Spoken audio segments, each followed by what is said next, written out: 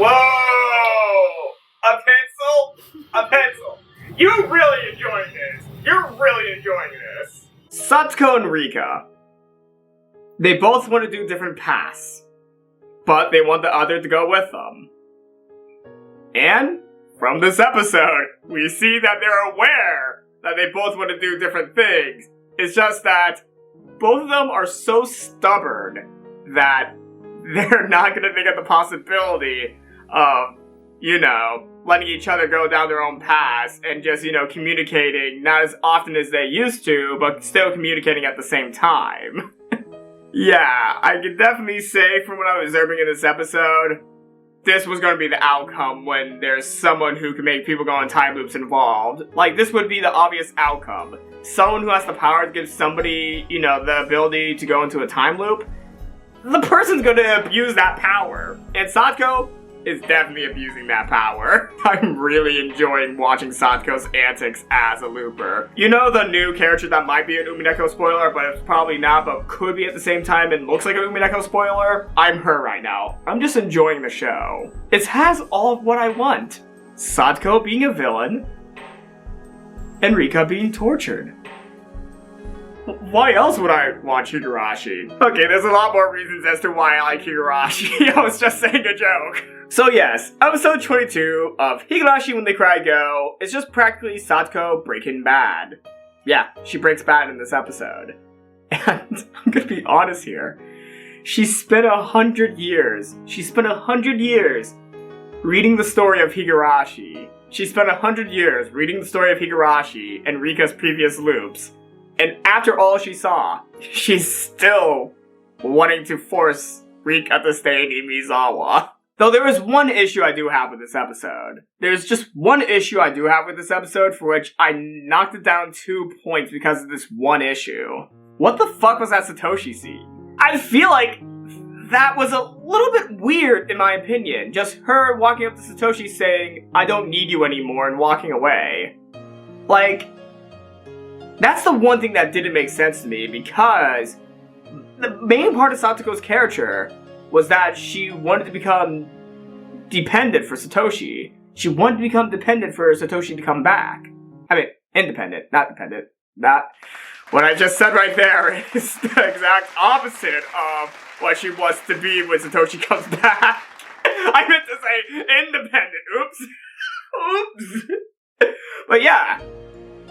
Well, actually, when I think about it, that does make sense. She wanted to be independent from Satoshi for when he comes back, and yeah, technically, she is not dependent on Satoshi anymore. She is not dependent on Satoshi anymore. But she became dependent on Rika.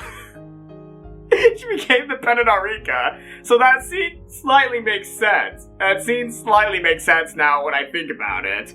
Satsuko did become independent from Satoshi in the manner of becoming dependent on Rika. If I think about it a little bit, it does make sense in the manner of she is no longer dependent on Satoshi, she's independent from him, but in a way, the way she became independent from him is becoming slightly dependent on being by Rika's side. Like, that's how I kind of view what happened in that situation now that I think about it. So I'm gonna bring this episode up to a 9 out of 10, even though I still feel like her character arc with Satoshi was kind of rushed.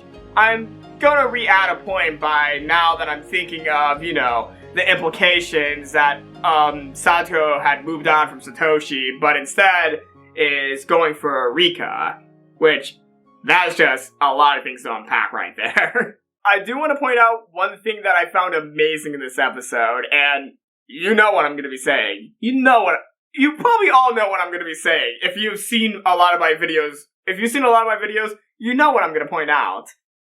One of my favorite parts in this episode was the mention of the end of Higurashi when Keiichi survived the Great Hinamizawa disaster.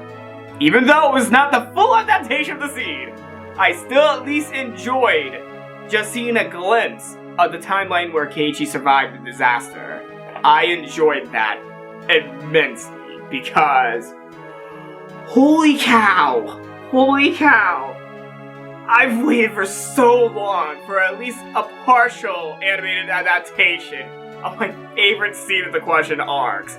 Like, yeah, it's my favorite scene of the question arc, so at least the mention made me happy. At least the slight mention of the scene made me super happy.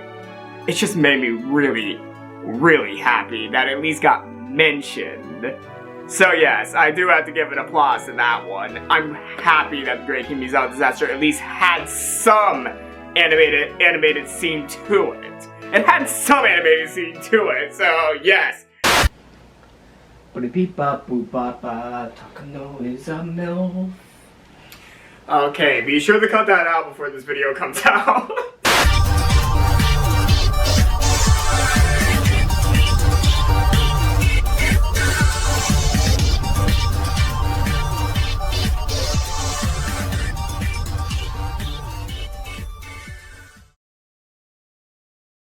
Okay.